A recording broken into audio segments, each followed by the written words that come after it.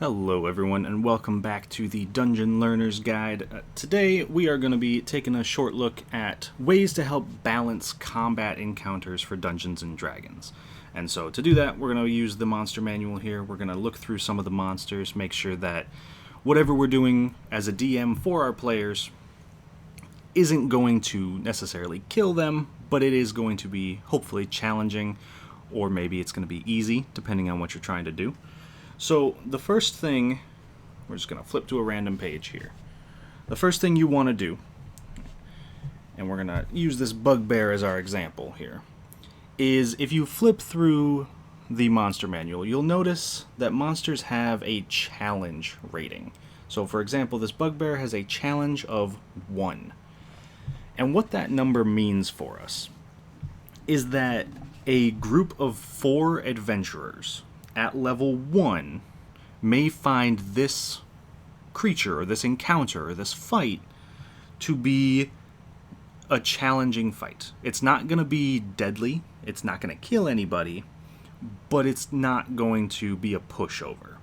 That's the general idea here. So the bugbear chief right next to it has a challenge rating of 3. That means that a group of 4 adventurers at level 3 would find this a little bit of a challenge. Again, not deadly, we're not looking to kill anybody, and we're not looking to make this extremely easy either. Now, that is a general rule of thumb, but there are some creatures, especially once you get to higher levels, that don't quite fit that. A good example of a creature that doesn't fit that, let's see if we can find him in here, is going to be the Tarasque. So, see if we can find him. There he is. This is the creature in the monster manual with the highest challenge rating. So, his challenge is 30.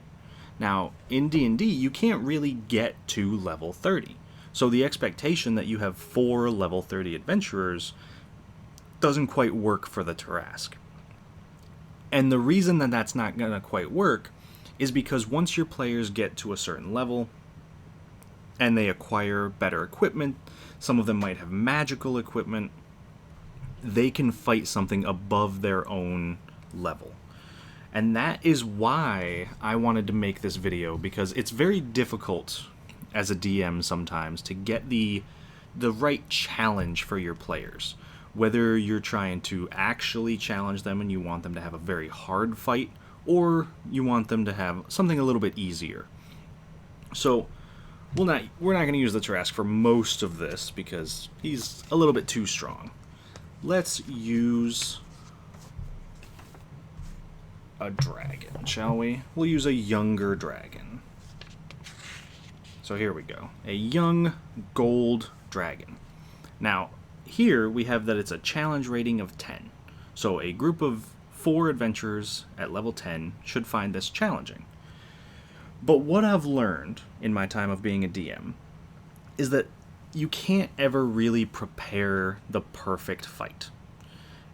You can never really account for the dice that are going to be rolled, the attacks that are going to happen, the actions your players may take. And so even though this says a challenge rating of 10, it's important to know that we are looking for around the level 10. You know, your players might be level 12, they might be level 8, that's okay. You don't have to exactly match the challenge rating to your player's abilities or your player's level. But that does mean that you need to take into account what the creature can actually do. So, gold dragons, for example, are immune to fire. So if you have a bunch of players in your party that use fire damage as their main version of attack, maybe you've got a wizard that focuses heavily on fireball and firebolt, maybe you have a fighter whose sword has a fire enchantment on it, so he does extra fire damage, then this young gold dragon may actually be harder for them than it would a normal group of players, because he's going to be immune to their main focuses of attack. So they are going to have to change what they do to fight this creature, making it more challenging. On the other hand, If you are fighting a creature with a weakness, for example, a treant, who has a weakness to fire, then that exact same party would find a treant probably much easier at their level than a different party. So not only is it important to just look at what the creature can do, what their abilities are, and their challenges, it's also important to compare that to your party. So if your party is made up of all magic users and spellcasters, then creatures that are very powerful, again using the gold dragon as an example, very powerful when it comes to maybe charisma or intelligence or constitution, who are good at resisting spells, might be very strong against a magic using party because they can break free of some of the spellcasting effects. On the other hand, creatures with a high armor class or high hit points may be useful against parties that have a lot of melee characters or physical attackers, people like barbarians and rangers and things like that. So it really depends on your party specifically. The other suggestion that I would give, as, again, someone who has been a DM for a little while, and honestly, I'm still kind of learning how to balance a lot of combat, is, if we use goblins as an example, when players are at a lower level, things like goblins are a much bigger threat. And that's because they come in with large groups, typically. So you would expect a lot of goblins to be all together because they're pretty weak. They have 15 armor class, so they're pretty easy to hit. They have 7 hit points, so they can die pretty easily. The trick, though, is if you have a bunch of level 1 characters, a group of 5 goblins is going to be much more threatening than just a single goblin boss. Because that goblin boss, while he has more armor class and he has more hit points and he can do a little bit more damage,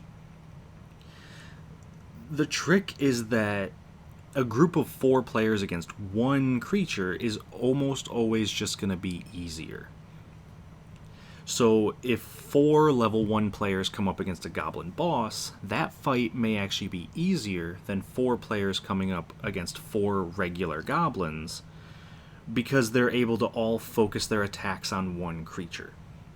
So at lower levels, usually before level 10, maybe level 12, I've found that one creature tends to be an easier challenge than multiple creatures. And if you're at the point in a game where you've got this big fight plan for your players and you realize they are just steamrolling their way through it, they're just destroying everything you throw at them, it's okay to change what's on here. Maybe give the boss a little bit of extra health, maybe have another creature join them in the fight. And that actually leads to the second part of this, is that, again, what I've noticed is at higher levels, past level 10 or so, the single fight, the single boss, tends to be a little too easy, because even very powerful creatures can fall very quickly to a stronger party. And that is why you'll see a lot of strong creatures in the monster manual who are able to summon other creatures, because the more little guys are on the field, they might not be a threat, but they're going to be an annoyance. They're going to take up the party's time. So if you're looking to make a fight a little bit more challenging, I would recommend having a lot of little guys and maybe one big boss guy. So if you had like the goblin boss and maybe 3 little goblins, the little goblins might not be a threat, but they're still going to use resources from the party. They're still going to have to waste, arrows and spells to get rid of the little goblins, and the big bad goblin boss is still going to be a threat to them. And again, there's a lot of learning what your players are capable of doing and figuring out what they're able to fight in order to make their life easy or their lives hard. because as a DM, your goal is never really to kill your players. Your goal is to challenge them and give them a fight that maybe someone gets knocked out or maybe they get super hurt, but they feel very confident they can win, and they feel accomplished when they win. Right? Because remember, as a DM and players, we're all on the same side. We all want the game to end well, we all want to have fun, and so it's important that whether we're trying to make our combat difficult or we're making our combat easy, it's important to know where the limits are, and obviously that doesn't always work, right? Sometimes you just, as a DM, you roll super well for the bad guys and your players just roll really poorly for themselves, and sometimes people do die. That is a part of Dungeons and Dragons. But personally, I don't believe that should be our goal in this, because if it turns into players versus the DM, it's not going to make for a fun experience. Nobody really wants that. It's meant to be a cooperative game, not a competitive game.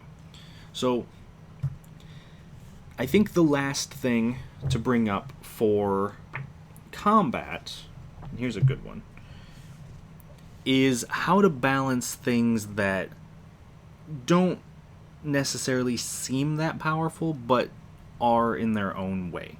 So, an Oni, here for example, is a challenge rating of 7. However, there are two things that make it incredibly powerful for a level 7 party. The first thing is that its weapon attacks are magical, so if anyone has a resistance to any non-magical things, it gets around it. And it regenerates, it regains hit points, it just heals itself automatically.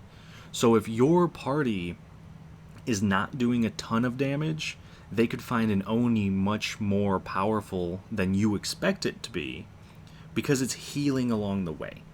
So, along with, different immunities and weaknesses and everything like that, we mentioned looking at the abilities of your party. You also want to make sure you know the abilities of the creature, beyond just the immunities and the weaknesses, right?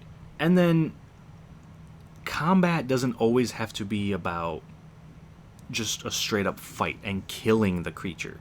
And again, the Oni, for example, can change its shape. It can turn into a different humanoid, into a giant. It can turn into something it wants to be. So when the fight starts, it might look like something else, and your players might have to deal with not just the combat itself, but the mental and puzzle aspects of figuring out, how do we beat a creature if we don't even know what it looks like? Or how do we beat a creature if we don't know what it is? So all of these things can make for very difficult and challenging fights, but like I said, it is important to keep in mind that this is hard. It's really hard to balance combat, and really the only way you're gonna be good at it is if you practice, and if you keep trying, and if you know what your party is capable of or not capable of. So I think that'll bring us to the end of our video for today. I hope you guys got at least some ideas, some tips, maybe some tricks to help you if you are a DM trying to figure out how to balance encounters for your players. But if anyone has any suggestions, or if there's anything that I missed, please do let me know in the comments below. And if you have any suggestions for future videos, I would love to hear those as well. But with all that being said, we'll wrap up there, and I will see you guys on the other side of the Dungeon Learner's Guide.